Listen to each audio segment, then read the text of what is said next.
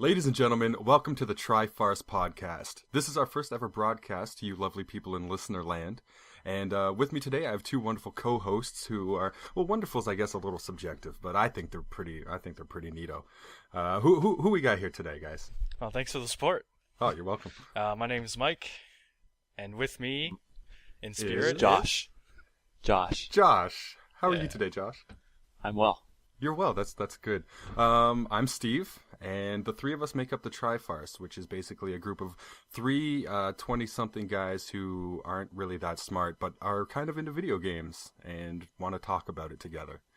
So hopefully, you guys enjoy the ride with us. And yeah, that's you guys that got anything to add for our wonderful intro that we're totally rocking right now? No, nothing much really. I just Feel did that well. For sure. I just got it. Okay. First of all, before we really get started, I want to just put a disclaimer out there. First and foremost, is we are just three people who can be easily tricked and duped by the internet like anybody else. So while we're going to provide a bit of gaming news for you guys, just realize that what we're saying shouldn't be taken as gospel, because we're not perfect. We make mistakes. We'll try to throw some links in the description of this on YouTube and a link to the links on the podcast page. But just be wary. Not everything is probably going to be 100%. Right, guys? Yeah. We'll do our best. We'll do our best to make sure it's good. Try our very best. We'll do our absolute best. On the docket today is Josh. Yeah, why don't you tell them what's on the radar? Some new release games that we have an interest in, for better or for worse. Why don't you tell them what we're going to be talking about a little later? Okay. The Trifarce, ladies and gentlemen. Yeah. On the radar. Deucey X. Wait, hold on. Did you just say Deucey X? Yeah. Oh, dear Lord. Here we go. Right. That's a great start. On for $9.99. Yeah. Next game? Farm Machine Championships. A personal favorite. Yeah. Free to play. A documentary, which actually I think is going to be very interesting. I thought it was out. Produced by Valve about competitive gaming. Okay, well, don't get into that yet. Very cool. And the last game that's on our radar. South Park: The Stick of Truth. Yes, that game I'm very, very excited about. Guys, I'm just going to throw out there, the documentary launched a couple hours ago. Yeah. I think, yeah. Absolutely. Well, these are all these games are out now, so, but just recently. Oh, are they? Oh, okay, yeah. Cool. And then later on, we're going to touch on the behemoth that is Titanfall, because obviously that is on everybody's mind. Also, a little bit about Diablo 3, some stuff about the PlayStation Store, some COD ghosts for you COD fanboys out there. What else we got, Mike? We got Watch Dogs going on, some big reveals with that. Yeah. We're going to talk about Brian Karras and a little bit of what he's been up to. Uh-huh. And if we got time at the end, we'll talk about Ocarina of Time speed runs. A little bit of the speed running, which I personally don't really understand, but I understand that there's a place for everything somewhere. It's not my forte, but yeah, we'll talk about it. We'll get there eventually. Absolutely. Yes. Okay, so the first little segment we're going to do is called On the Radar, and it's essentially just games that are going to either release very soon or have already released, and basically why we're excited, or maybe even the exact opposite. Something we're looking forward to just because it will be so absolutely ridiculous that it will be funny in its own right. So the first game we have here is Deus Ex, or Deucey X. Deucey X, yeah. Deus Ex The Fall, which just came out. It actually originally came out in 2013 for mobile devices. And the story is tied in with Human Revolutions, the latest big release from the Deus Ex series. Mm-hmm. Did you guys play the old Deus Ex games? No. I meant to get around to it because I got into Deus Ex around Human Revolution. Yeah. And I've heard so many good things about the first one, or the earlier ones. So yeah, I played the one for the original Xbox, and it was so cool back then, man. The choices that you could make. I mean, the whole prospect of games with a lot of choices hadn't really become really big yet, as like it is today. And I don't know, the augmentation idea, I think, is a really cool sort of route to go. Oh yeah, for sure, because that's totally something that's plausible in our future, you know. Yeah, that could happen. But I also heard the game also just keeps up really well right now. Like, sure, the graphical fidelity may not be like extremely strong, but I hear it's still a great game to play through. Human Revolutions, I had a great time, and when I looked at a trailer for the fall, it looked like it really incorporated a lot of the same mechanics. So if you liked Human Revolutions, my guess is you'll probably have some nice nostalgic feelings about that game while playing the fall. The graphics look a little dated to me, though, probably because it's a port from a mobile device. Yeah, that's to be expected, I suppose. Yeah, but here's something to think about. Let's say the world of Deus Ex comes to be in the future, right? And augmentations are actually a thing that you can get done. A, would you get it done? And B, what would you get done if your answer to A is yes? Obviously, obviously it's yes. I mean, Josh, would you get yourself augmented to the high heavens? Augment? What does that even mean? That's when you get let's say you get like a biomechanical implant that can improve something about yourself, like physically or mentally. Yeah. I'd have to think about that one. Okay. Steve, do you have anything in mind right now while Josh thinks about it? Oh man, there's like so many things. Like there's the obvious ones, like to become super fast and strong and agile. Yeah. But I'd want some other ones, like make food taste better, or make like all food taste like things you like.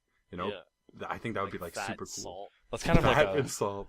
It's kind of like a survivalist in a type of thing you could do. Fat, salt, sugar in a blender. Pretty much. And then, but if that ever happened, you would start getting those spam emails, like the bigger Pinor implants. It's not just pills now. Now you can actually augment your junk. Augment the plow, so to speak. Yeah. Oh my goodness! But like in the game, it's very noticeable when you get augmented, and that's sort of one of the things is that everybody knows you have these augmentations, and there's like discrimination about it. So if you got the plow augmentation, quote unquote, you'd just like be pitching a tent pretty much 24/7. Like is that how people would see it? So. Yeah. I hope so. I hope you just have a constant erection. It's kind of just like on display. It's like, oh yeah, I got this augmented, ladies. And you can make it super suave too at like a club. You walk around and you'd be pitching a tent, right? And then you got the glasses that just like go up. Yeah, right? You're just like, what up, girl? And then you could also have an implant and augment like your macking abilities, so you can like hit on girls better. Like, that's true. You like cue in on social cues, and you can like, sort of adapt to your social surroundings better. I think that would be pretty neat. Let's be honest, we wouldn't be able to afford them though. Probably not. No. Probably not. Yeah, the three of us are pretty scant on the dollar. We're not rich. That's for anyway. For sure. Josh, what are you using to record right now? What are you recording your voice with? What are you talking about? Oh, Turtle Beach headset. When did you get it? 4 years ago. 4 years ago. That thing has got some use on it. It doesn't even have. Oh yeah, still works awesome though. Well, that's just we'll see. That's debatable. Works perfectly. We'll see what the comments are. The mic. I don't know about the mic, but the sound is great. I think your mic is like the first thing you should augment if the future comes around. Yeah. Don't even augment yourself. Just augment your Turtle Beach. Yeah. That's it. Okay. All right, John. What would you augment, man? What would you do? Josh? Yeah. Yes. Yeah. I'm talking to you. I didn't think about it from the last time you asked me. So okay. Wow, well, I guess maybe I will think about it this time. Okay. Well, I was gonna move on to the next game, but now maybe we got just like wings. I augment wings. Wings. Mechanical, heavy steel wings that don't work. I don't even know. That sounds like something you would do. That sounds about right. Yeah. Just never be able to get through doorways or. Why walk when you can fly, right? Yeah. Or pretend to fly. Yeah. Why walk when you can walk completely burdened by huge metal wings that don't work?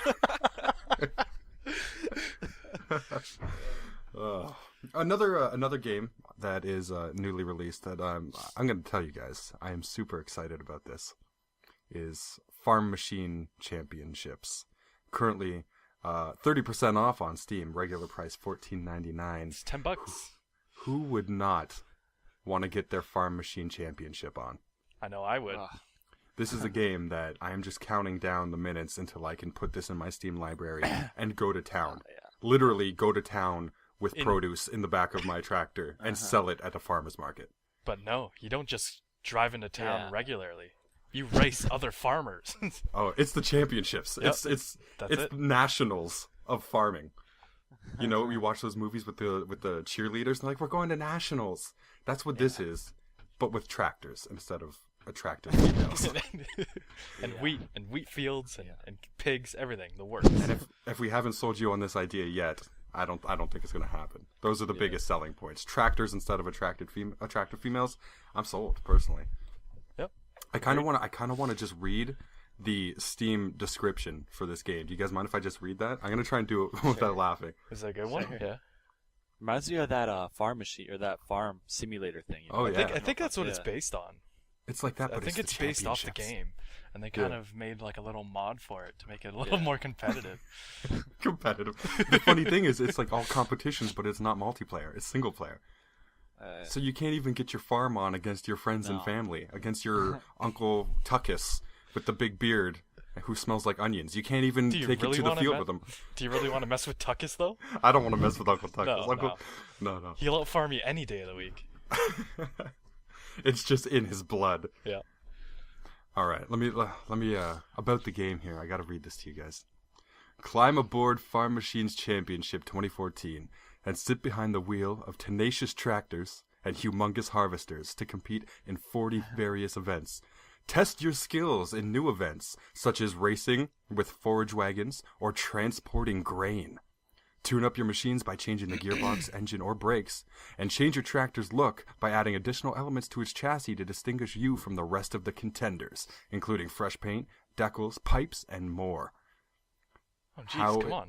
How is this not awesome? How is this not top sold on Steam yet? It's pretty much saying you can pimp out your tractor. You can pimp your tractor. Yeah. That has been my dream since I was a wee boy. I remember I went to an apple orchard to pick apples, and I was like, this needs to be my life, except with spinning rims. And hydraulics, yeah. Yeah, exactly. Actually, when I was a kid, my actual dream, I wrote this in a journal in like grade 2 or 3. I wanted to be a Jeep. that was my dream. You wanted to be a Jeep? I wanted to be a Jeep, yeah. It's like one of those, what do you want to be when you grow up? I don't even and I like wanted to Jeeps. be a Jeep. If you became a Jeep, I don't know if we would be friends right now. You might be driving him, though. Oh, I could drive him around. Yeah. That would be interesting. Hello? Mike? Mike? Oh, it sounded like you just got cut off there, man. Oh, almost, okay. yeah. That's what I thought. Anyway, moving on. We got... this is something that I'm actually... facetiousness and sarcasm aside, this is something that I'm actually really, really excited about, and my only regret is that I haven't gotten the game yet, is South Park, The Stick of Truth. Josh, I know you're excited about this game. Yeah, it looked pretty cool. Oh, my God. Looked like a Paper Mario. Exactly. Yeah. Paper Mario is one of my favorite role-playing games, like turn-based role-playing games, for sure. And it kind of utilizes a lot of the same mechanics, like doing like timed actions to do additional damage or to block incoming damage and stuff like that, which for me in a turn-based game I think is totally necessary to kind of put a little more interaction in it rather than just picking moves, you know?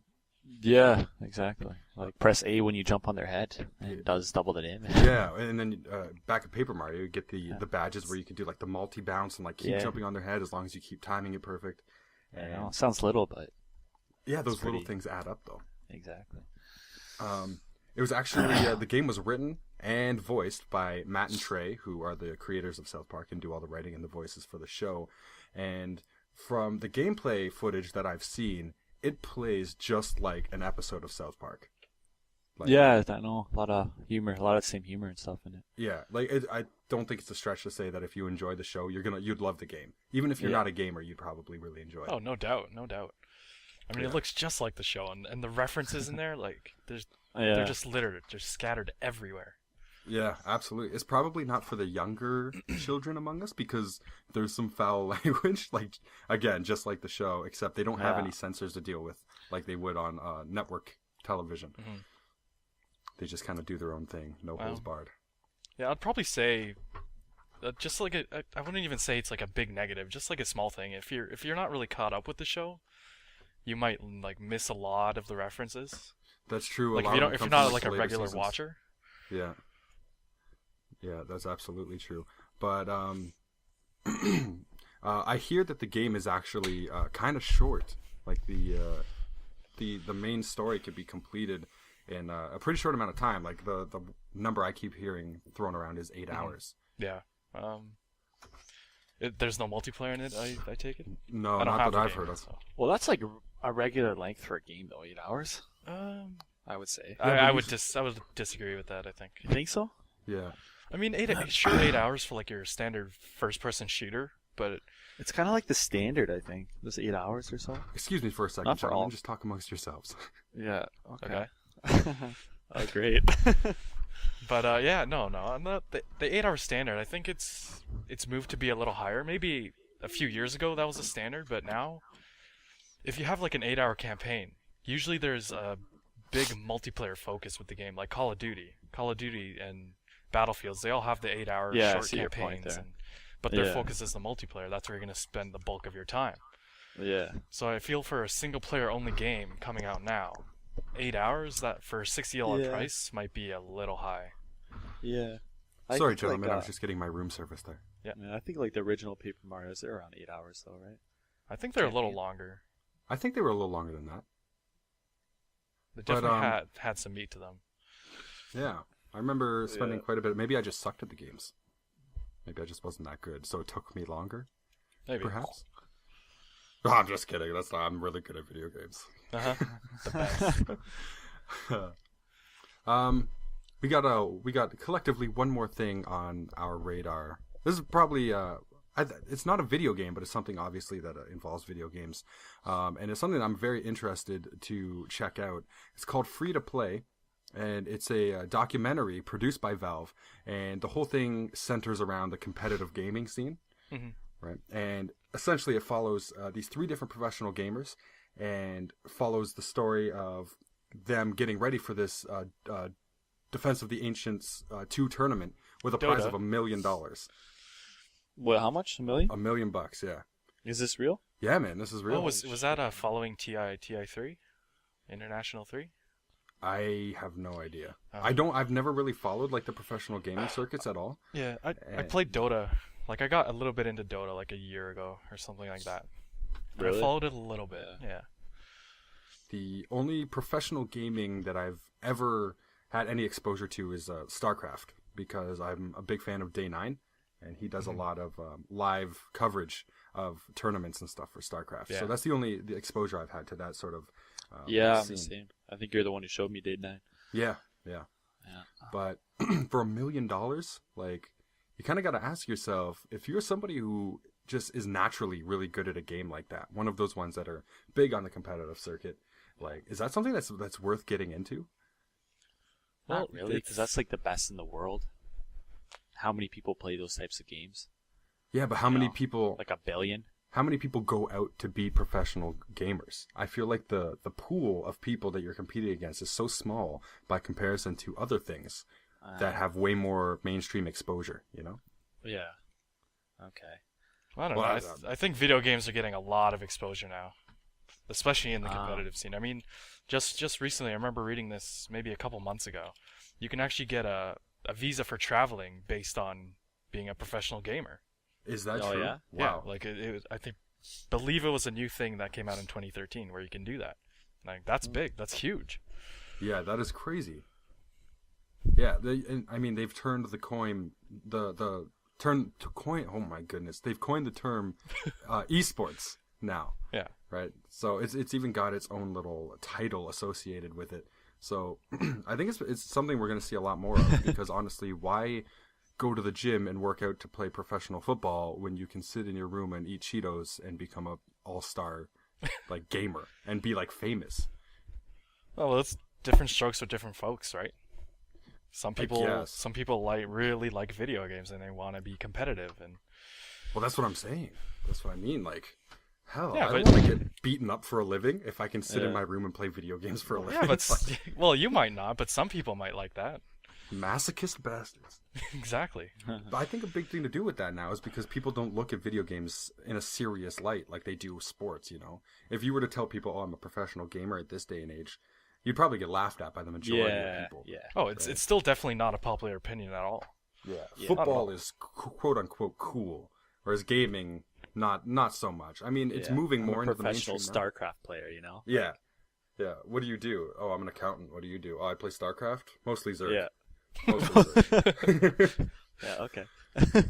He's like, really? That's your job? It's like, yeah, that's my job, and I would fucking Zergling rush the shit out of you. What's you gonna do? It's like trying to intimidate him with his StarCraft skills. Yeah.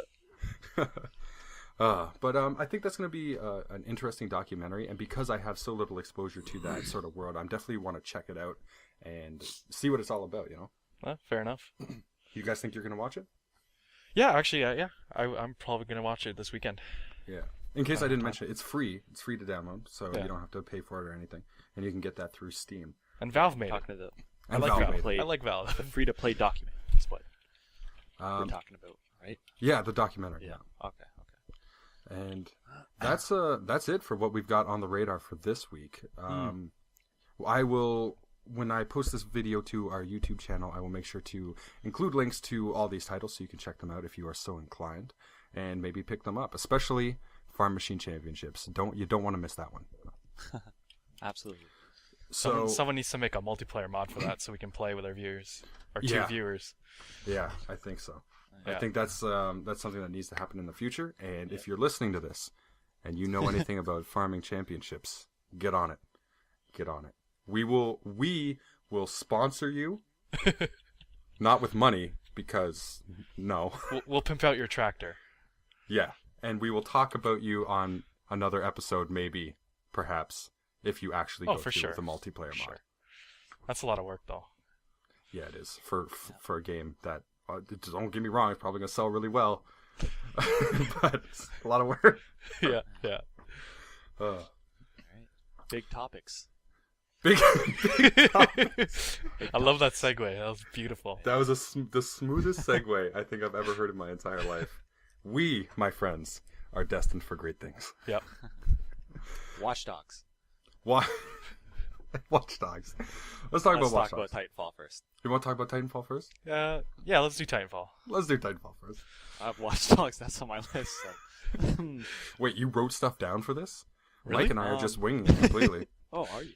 Wow, what a scumbag. What a noob. Yeah, okay. Titanfall is obviously on everybody's mind right now. It's one of the biggest releases. Came out last Tuesday. Except for 360. Not out for 360 yet. Oh, yeah, the 360 version has been... Well, at first I think they delayed it by 2 weeks, and now they've delayed it until April 8th. So it seems like they're having trouble porting it, downscaling it. I don't know what the issues could be, but yeah, it's like backward optimization. They probably made the game for the new gen, and then I don't doubt that they did. I mean, why wouldn't you? The other ones. Yeah. What's that, Josh? You're very quiet. I don't even remember. Okay. I don't know. Oh boy, I knew we should have made him take his medication before we started this podcast. Well, I thought we told him to. Yeah, but he forgot, because that's what happens when he doesn't take his medication. Oh. We gotta force feed him next time. I'm sorry, I just wanted to see how long we could let that awkward silence go on without anybody laughing. But I laughed. Josh, tell us about Titanfall. Titanfall. Let's see what I've written down here. Can it live up to the hype? What do you guys think? That was good. That was good, man. Yeah. I don't think so. I don't think it's going to live up to that. So? No. And that's not to say I think the game is going to be bad, but that game has so much hype around it. Like, it is, everybody's leaning on it to be the COD killer, because COD has been the reigning champion of first-person shooters for so long, whether you agree or not. It's just sort of the sales figures. Yeah. Everyone is looking to this game to be something that finally topples it and takes it out. Yeah. And that's a lot of pressure, you know. I do not think that'll happen just because it's not being released on the PS4. That's a huge factor.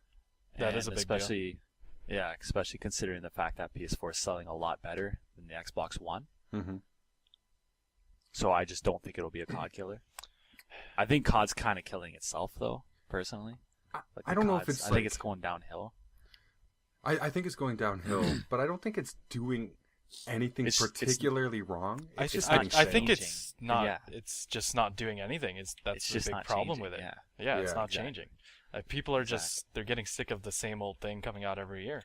Yeah, they're just spinning their wheels at this point. Yeah. But it's a tricky balancing act because there's always the saying, obviously, if it's not broken, don't fix it. And while it's losing a bit of favorability, it's still sold really well, you know. And there's still the potential that if you change things up too much to give it sort of like a fresh paint of there's coat no of paint, that you'll just kill it off.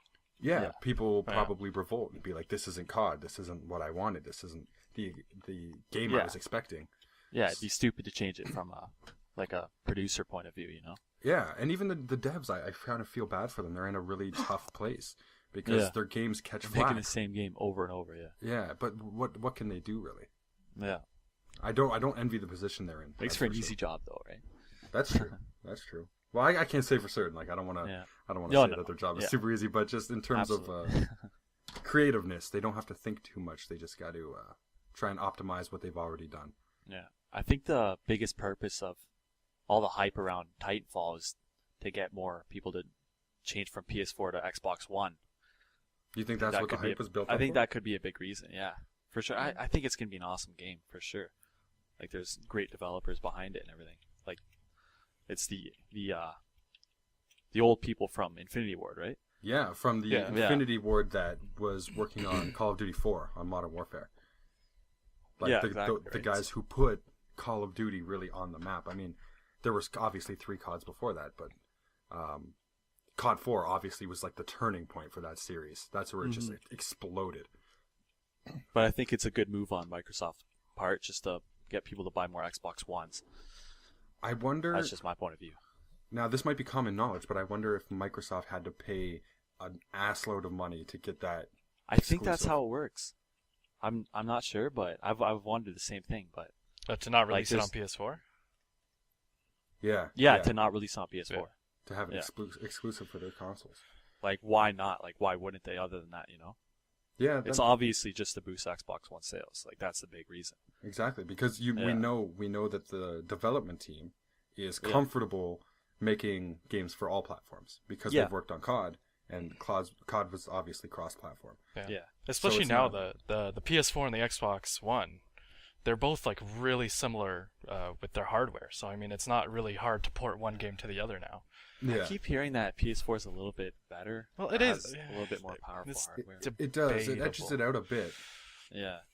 But essentially, like, the hardware is still the same. It might edge out, but it's they're the same. To reiterate again, they're kind of the same hardware inside.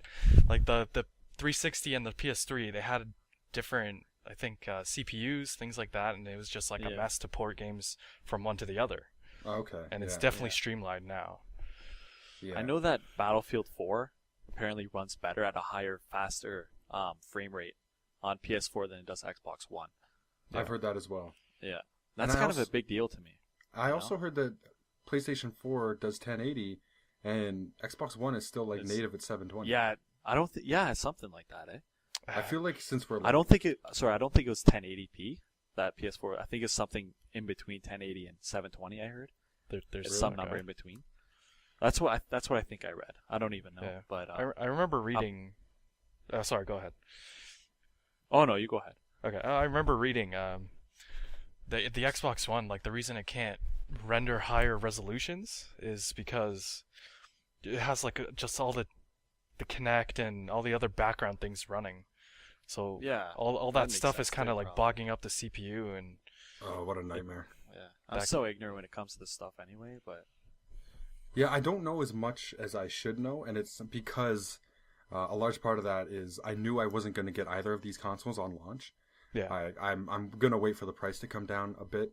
I'm fine. See what people are saying, you know. Yeah, I'm fine with working with Steam until then, and just rocking my games on Steam until the price point goes down. And then as you just mentioned, you can also get people's opinions after they've been using it for like a year or whatever. So I haven't done a ton of research on it, just because I knew I wouldn't be using that. I wouldn't be applying that research for now. So. Let the population do the research. Yeah, exactly. Let them do all the hard work and spend all their hard-earned money, and I'll play indie games on Steam for 99 cents and have a great time. Like Binding of Isaac, I'm a huge fan of that game, and my hours on that game are... I'm going to check it real quick. I forgot. I've got 162 hours on that game. Oh my god. I have 119 on it. Yeah. And I think I spent $4 on that game. So in terms of value, some of those indie games, man, on Steam, you can't beat them. I think Tyler Matrix bought me that game. He did. That's how I got it. He did. And I'm sure he'll appreciate you using his first and last name on this podcast without telling him. We're going to cut that out. Yeah. Yeah. Tyler Bleep. Tyler Bleep. Yeah. Yeah, but you haven't played that game at all, which I don't understand. No. What is your problem with that game? Because you played through like a handful of times. You're a Zelda fan, right? A Zelda fan? Yeah, the original Zelda for the NES. Yeah, but I'm the kind of guy who'd play Zelda, like I'd play it once, I'd beat it once, like I wouldn't beat it twice kind of thing. Well, it's similar to Zelda, but it's not the same as Zelda. It's not. No, it's got elements from it a little bit. I just don't like the fact that I have to restart every time. So you don't like the permadeath? Oh well, that's kind of a big focus of it. Yeah, I'm not a big fan of restarting the game every time I play it. You know? That's so funny that you say that though, because those are like my favorite kind of games. Yeah. I agree. That's what I love about it is the fact that each run is different. Yeah, that's one of the reasons. Sorry, yeah. I can see it if it's like let's say it's a hardcore character in a game like Diablo, right? And you've really built this character up, and you've customized them, and you've grinded out loot runs to gear them, and then you die. Like that sucks. But in these games that are designed to take a full playthrough, take 40-45 minutes. You know what I mean? I think it's a cool mechanic, you know, because you just start fresh, and then you've played for 15 minutes and died, and then your new run is completely different. It almost feels like you're playing a different game. Your item set that you find could be so different. And that's how you can put 160 hours into a game. There's no way I could do that if you just keep one character. Mm-hmm. Except some people do that a lot with like games like World of Warcraft. Oh, well, yeah. But that's a totally different beast. Different games, yeah.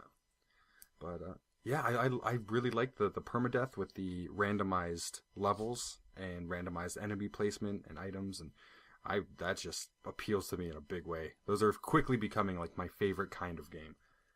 Yeah, because they're great. Like just pick up and play for that half hour, and then you get on with your life. You don't have to worry about progress and saving and remembering where you left off, what you've done, what you haven't done. You know.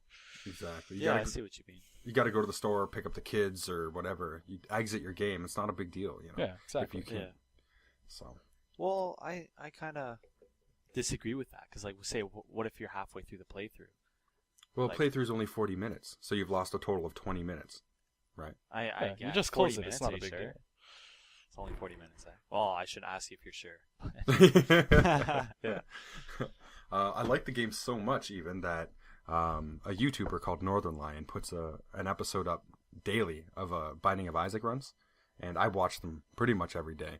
I generally don't like sit down and watch it, but if I'm making dinner or if I'm eating or something along those lines where I'm sort of half preoccupied, I'll put those on. If you combine the amount of time I've watched Binding of Isaac with the amount of time I played it, then we're starting to get a little... Yeah, we're getting a little bit obscene at that point. Northern Lion's at like 750 episodes. Yeah. That he does. So it's pretty crazy. And all that for $4 of value. Yeah, exactly.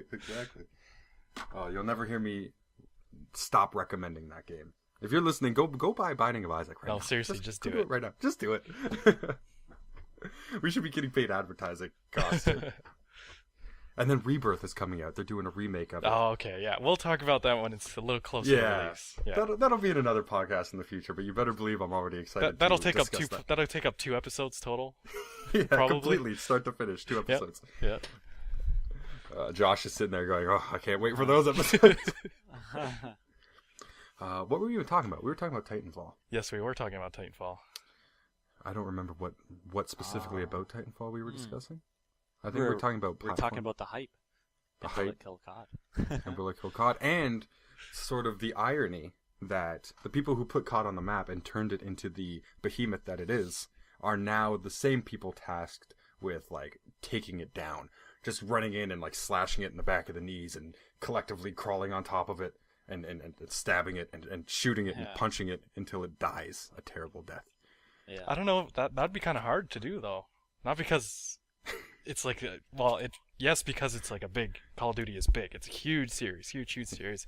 Whether you like it or not, but they created it. It's like their baby. You know? Yeah, that's it. You don't want to destroy your own baby that you want to kill your baby. Yeah. What kind of monster is going to want to kill their baby? That would be like having two kids. You have one kid and he's super successful, then he like grows up, and then you have another kid, and that kid is like starting to grow up and become successful, and you're like, holy shit, what's gonna happen here? Like, if my first kid is super successful and my second kid doesn't match or surpass him, I'm gonna feel crappy about my younger kid. I'm gonna feel like I didn't do a good enough job raising him. But then if he does surpass your first kid in success, you're going to feel bad for the first kid. Be like, I tried so hard. Maybe I didn't put enough into it. Maybe I let him down. The first kid? Yeah. I think it's a better comparison would be that the first kid just kind of hates you. He resents you now. So you kind of focus on the new kid now. You're trying to make the new kid better than the first kid. You know? I like that. But then you still have like a little bit of conflict inside. Because it's still your kid. He's still my kid. Yeah. He hates my guts. Yeah. But you still love him. And I'm sick of his face. I'm sick of it. But I still love him. It's an interesting dynamic, that's for sure. And I wonder how much that plays into it. Like, I'm sure there's none of the developers are quote unquote throwing in the development of the game because COD was sort of their brainchild, but it's definitely something that I bet is at least on their minds at some point through the process. Yeah. Well, if you do play Titanfall, I played the beta. I mean, you have a little bit of that Call of Duty feel when you play it. Mm-hmm. But like you can feel the Call of Duty influences. But Titanfall it's completely its own standalone game. I think standalone. Yeah. Just everything, like the mechanics in it. They added free running, parkour. So people jumping off walls and double jumping with the booster packs. It felt really fluid. Yeah, and of course, fluid. In Titanfall you have Titans. Yeah. So that completely changes the dynamic. Yeah, they do fall. It's true. They fall. There's something that I'm a little concerned about, and the fact that there are bots in the multiplayer matches just to sort of fill out the roster. Yeah, I don't. And it just feels like cannon fodder. Well, you say cannon fodder. That's exactly what they are. They're cannon fodder. Do they count as kills? I'll explain. In the demo, the main mode I played was attrition. So what attrition is, it's a 6-on-6. You start it, and you can't summon your Titan right away. You can't throw him down because that would be a little unfair. So you have a timer, like a 2-minute timer on your Titan before you can ride it. And there's bots running around, and every time you kill a bot, you get, let's just say, a couple seconds off your timer. Okay. And if you kill a player, they stand for like your overall score, not for kills, but like your overall score. And so it's almost like a point system, but with interactive bots running around. Yes, exactly. Exactly. Does a player count as more points than a bot, though? Yeah. When you kill a player, he counts for more time off your Titan meter. Okay, that's good then. I like that mechanic. Okay. No, it's good because it also discourages camping. If you're gonna sit in a house and camp, the other team's gonna get their Titans faster because they're killing your bots. Yeah. And once they get their Titans out faster, they're just gonna stomp on your team. Yeah, is that just one? Literally and figuratively. Is that just one game type though? Yeah, that was just the one I played. Attrition is the one with the bots, and there was another one called Last Titan Standing. Okay. It was you all start in Titans, and basically once you die, you don't respawn. Okay. Okay, that's all right. Yeah. Now, with the mechanics for the Titans, you say there's like a time limit. Yeah. Do you get one Titan drop for your entire team, and whoever jumps in it? Oh no! You can have all 6 up at once. Oh okay. Yeah. So you have your own personal timer, and by killing stuff, you drop your own personal timer. Yes, exactly. Gotcha. How good are the Titans compared to just like the regular player? They're good if you can handle it, but they can go down fairly quickly. Like it's not like there's some overpowered contraption in the game. Like they can go down pretty fast. If you're a skilled player and you go against like a noob and a Titan, could you? Oh, you'll take them out easy, no problem. Oh yeah. You can jump on top of Titans. Yeah. Like if you jump from a height onto their back, you can kind of rip off a panel and just start shooting them. I saw that today. It looked so cool. Yeah, I was watching and that an does Xbox a lot Live of bonus damage. video, and he was using Titanfall footage, and his Titan was about to explode, And when your Titan's about to explode, you can like eject out of it and you shoot way up in the air, right? And then as he's coming down from his ejection, he lands on another Titan and rips this panel off and just sticks his assault rifle in and starts shooting all the wiring and stuff. It was like really neat. It looked cool. Yeah, it looked fun as hell. When I played the game, like every time I played it, it was just fun after fun after fun. Like I didn't have that Call of Duty stress. You know what I'm talking about? Oh, like, I know. Yeah, what you're talking about. Just getting frustrated that the guy killed me or anything. Yeah, no, that's just that'll happen over time though. Like I genuinely had so much fun. Yeah, you'll have a lot of fun in the first month, I guarantee. But you're gonna get stressed. Once you get, no like, doubt. a good score going or a good kill death ratio or something. Yeah, once the honeymoon phase ends, I think I would start getting frustrated. But totally. The honeymoon phase is going to be so much longer, though. Like, we get a small honeymoon phase on new COD releases because we've been there, done that so many times. Yeah, true. Right? You get used to the new levels and the new guns. Yeah, but now this is like the first game of a new series. So that honeymoon phase, I feel like, is going to be maybe stretch that out to like 6 to 8 months, I could see. Because with COD 4, my honeymoon phase, I was getting it in up in that hotel room. Didn't leave to eat, just room service. Just open the door, grab it, close the door. Oh, I could not get enough of Call of Duty 4 when it first came out. Yeah, exactly. Same here, though. Yeah, I spent a lot of time enjoying that game before I started getting too frustrated. And I sucked when I first started, right? All my frustration in COD now comes from having a bad match. But when I first started, I was terrible. And I was going negative like every game. And it was still so much fun. Yeah. And I'm hoping Titanfall is the same because I'm probably not going to be that good at it when I start. Oh, definitely. Yeah. When I played it, when I was starting out, I was very, very terrible. But it's just so much fun. It's a really fun and refreshing experience. At least for you, though, you were in the beta, so you were facing other people who were new too. Yeah, I'm gonna take like a year to get Titanfall, like 6 months to a year to get it, and then when I get it, I'm gonna be so bad compared to all the people who've been playing it nonstop. Yeah, so that's if I even get it though. You know, I might just pick up the PS4. You're gonna you know. Speaking of this, that's a great segue. That's a great segue because we just read something recently that when Titanfall came out, Xbox One hardware sales went up by 96%. This is in Europe. And I don't know why Europe's different. Wasn't it the UK? Just the UK? UK. It was the UK. It was the UK. Now, I don't know what's going on over there that makes it different from North America. I didn't see a stat for North America, but I imagine the sales boosted a lot in North America too. I just don't have the figure for it. So I think Titanfall is a really kind of a deciding factor for a lot of people. For which console? Well, it's kind of like it's kind of like the first big game that's out for the new consoles, right? Yeah. Like Titanfall, and there's nothing really much else. But they did it right, and they did it sort of. And this is what happened with the original Xbox. When the original Xbox came out, one of the first big releases was Halo, which was huge, right? Instead of like pittering out some crappy subpar games that are, just kind of testing the space of this new piece of hardware. You just come out with like a monster, like and Titanfall is that. Like it's so hyped and it's so huge and people are looking forward to it so much. And that's what you're basically launching the Xbox One with. Not obviously right in tandem, but close enough together that it could affect someone's decision over Xbox One versus PS4. There are two things for me that will affect my decision more than anything else. One of which is the controller, because I don't like the PlayStation controller. Yeah, that's the biggest thing. I heard really the biggest thing. The PS4 controller, they made it like bigger and more heavier, more bulkier. You know what it is? They've kind of right. It's that right thumbstick. I know.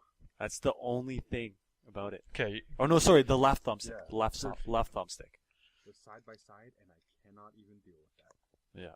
Steve, you're getting really quiet all of a sudden. Yeah. Okay. Really quiet. One little break here.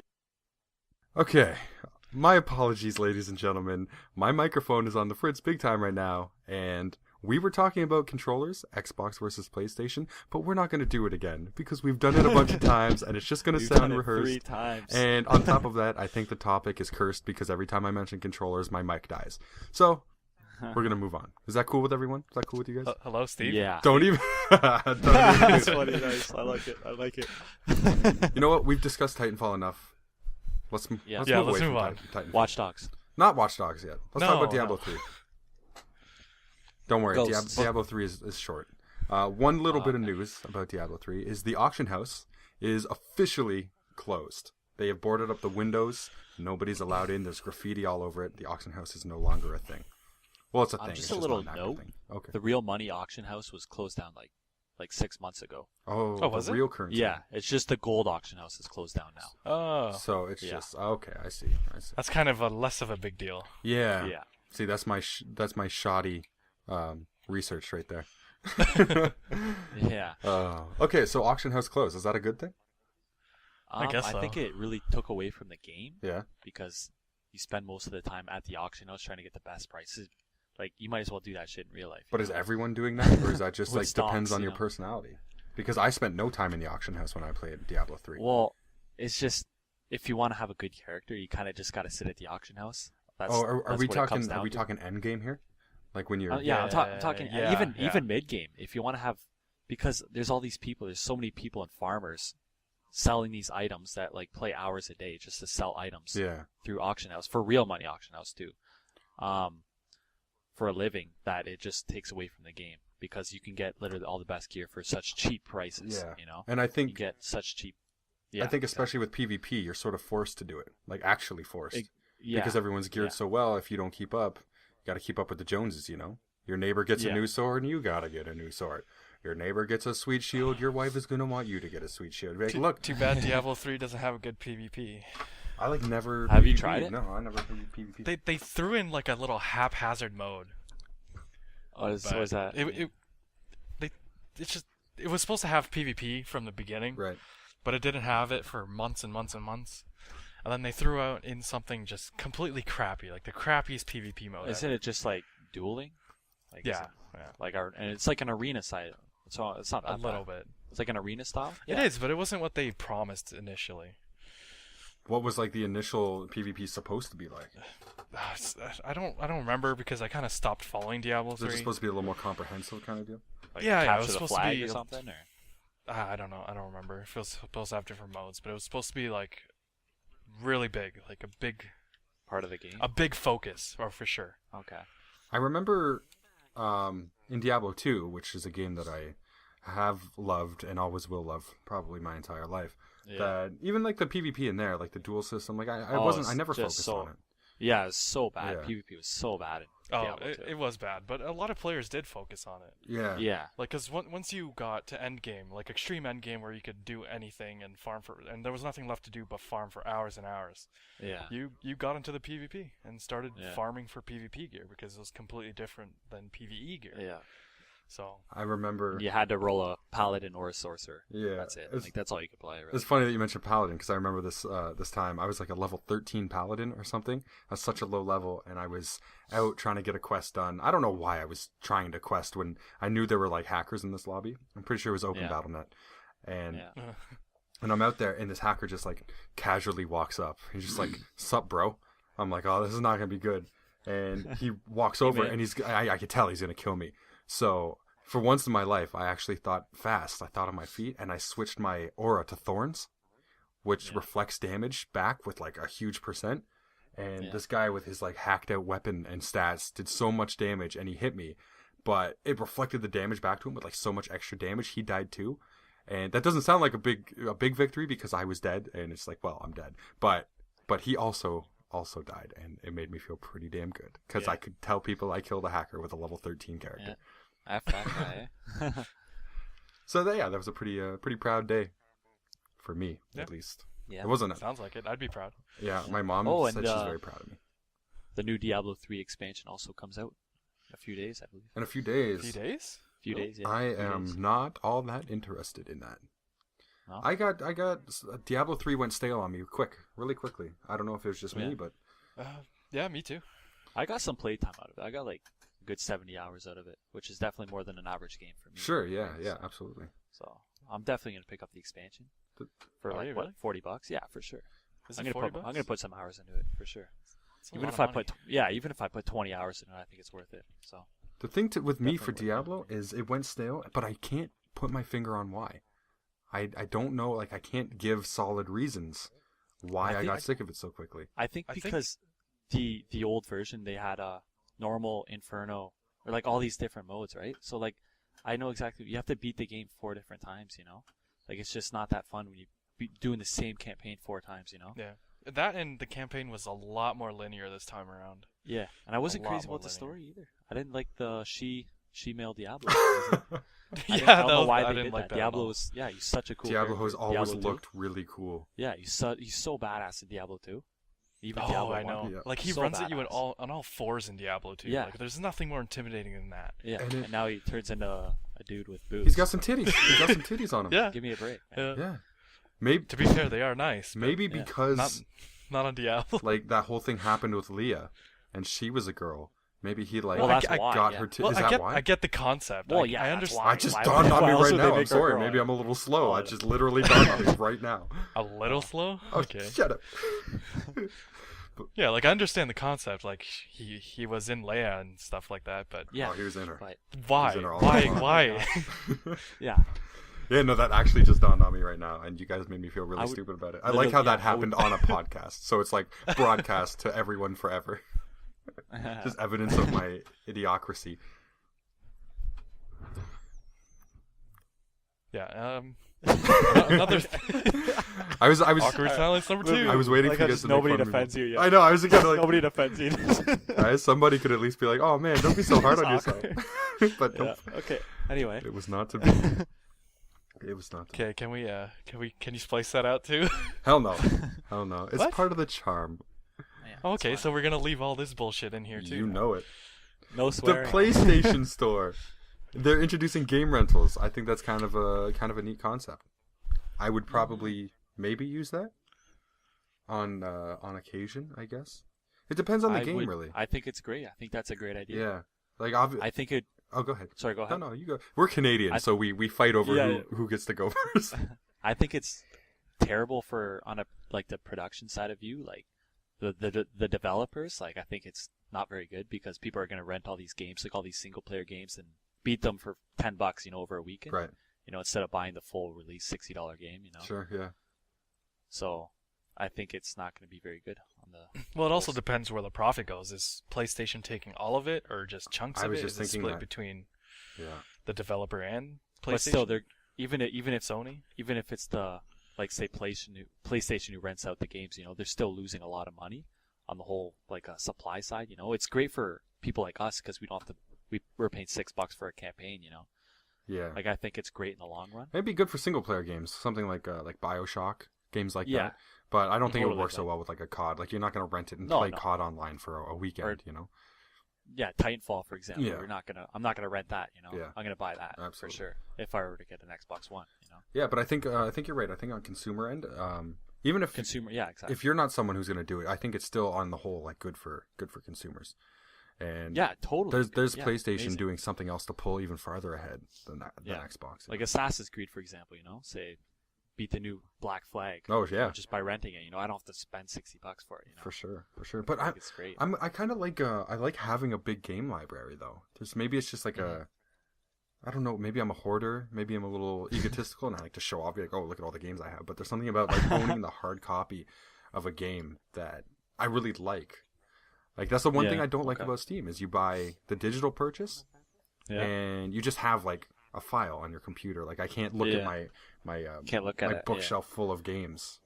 Yeah, I can see what you mean. Yeah, I agree. I agree with you on that one. Yeah, it's probably not a big deal in the long run, but it's Yeah. just a little thing that I like, Yeah, it'd be like having a really cool library of books, on your internet, on your computer, Yeah, exactly. Like a Kindle or an e-reader, you lose some of the charm of actually having. It's just all not the those same. books. Yeah, I can see what you mean. Yeah, because you could literally in this day and age turn an entire study with like a library in it, Totally. and just put one Kindle on a shelf and be like, well, that's my library. You like Yeah, it? a Kindle and a PC. Yeah, exactly. Yeah. So yeah, there's a bit of charm involved, I think, in actually having the hard copies of games, and I think that's something I'm really gonna miss because obviously we're going more in the way of digital copies and digital ownership. Yeah. So. At least you don't have to worry about losing it. Or getting it Physically. scratched up. Yeah. Or anything like exactly. that. Right. Yeah, there's definitely Well, benefits. yeah. There's pros and cons for both sides. Yeah. One big con that I don't really like. What are you laughing for? No. He thinks your voice sounds funny. Yeah. He told me No. yesterday. Oh. Your voice is. Well, you're a beautiful. mean person. You have a beautiful voice. Thank It you. was such a touching moment on the Trifarce Okay. podcast tonight. I forgot where I was going. Me too. Something about Next, digital next copies. subject. I'm just kidding. Digital copies versus. Oh, yeah. Since we live in Canada, our viewers might not know if they're not from Canada. We have crappy internet up here. Yes, not crappy. Yes, it ain't the best. We pay a lot for very, very little bandwidth and crappy speeds. Yeah. And the thing is, when everything's kind of turning digital now, the file sizes are going higher. We're not going to have enough bandwidth in a month to download all these games coming out. I get reamed every Steam sale. Just on my bandwidth gets absolutely throttled. Oh, I know. I'm already 100% right now. My bandwidth. For those of you from the States, a week ago, my internet is decent by Canada standards. I pay like $60 a month, and I get 80 gigs of bandwidth allowance a month. For that much money, it doesn't make any sense. It's ridiculous. Yeah, it's a whole monopoly over in Canada. My upload, Rogers just owns it. Rogers just owns everything. You know, they are just so obnoxious. I get they're scumbags. I get a wonderfully blazing speed of 2 megs on upload. 2 megs. If you're on a good day, that's a good day. Yeah, that's if my entire neighborhood is outside playing. Like everyone collectively went to the beach and no one's on their internet using the internet. Sorry, what speed was that at? You get like 2 on a good day. Megabytes per second? Yeah. That's all you get? What? Upload. Upload. Yeah, upload. My down is about 30, 35. Okay. But, the internet up here is not something to be too proud of, I don't think. Reminds me of that South Park episode with the internet, you know? There was the cable company. The cable companies, yeah. That's exactly what it reminds me. And that's an American. Like, the Americans think they have it bad. Like, move to Canada. You don't even know the stuff we get put through up here. Everyone in Canada is nice except the people who run the cable companies. They took all the mean that we kind of like expelled from us. We're like, let's get this meanness out of here. We're nice Canadians. And they just like harnessed it and they keep it like bottled up and drink it like potions of hatred. Them and called geese. Rogers. Geese do it too. Yeah, geese are terrifying. A goose will break your arm straight up. Yeah. You can't fight a goose. No. I could fight a chimp. I wouldn't fight a goose. Chimp will still mess you up. You can't take on a chimp, dude. New video game idea. Humans versus chimps. A fighting game. Mortal Kombat style. I want to see it done. No one would buy that. Not one person would buy that. No. I might buy that. Yep. I might buy that. But I'd probably buy it. I have to buy it just to prove. Mike and I had an argument. I said I could beat the living crap out of a chimp, and he said a chimp would tear my ass up. And no, I'm not saying you. Okay, if you fight a chimp, you'll obviously kill the chimp. I mean, that's guaranteed. If it's to the death, you could have so many people arguing with you. It's about that problem. You will kill the chimp. Okay. If it's to the death. Fair enough. But I'm just saying, you're not going to get away without any injuries. Like he's going to tear out an eyeball or something. Yeah, I'll have some chimp They're bites. crafty. I'll have some chimp bites. Agile and crafty. Okay. All right, guys. Well, I think we got a little bit left on the docket here, but I think what we'll do is we're going to move that over till next week because we're closing in on an hour now, so it's time to wrap this podcast up. Anybody have any last words for the nice people at home? No last words. Sorry for the rough start. Very hungry. Josh is hungry. Mike is apologetic. Hungry. And I am going to pee. That's going to be good. Okay. Thank you so much for listening to the Trifarce Podcast. Feel free to follow us on Twitter or Facebook. I have pages, and I'll leave links to those. And hope you guys have a wonderful day or evening or week or month or whatever it is. Everybody out there, take care. Take care, too, viewers. Bye-bye.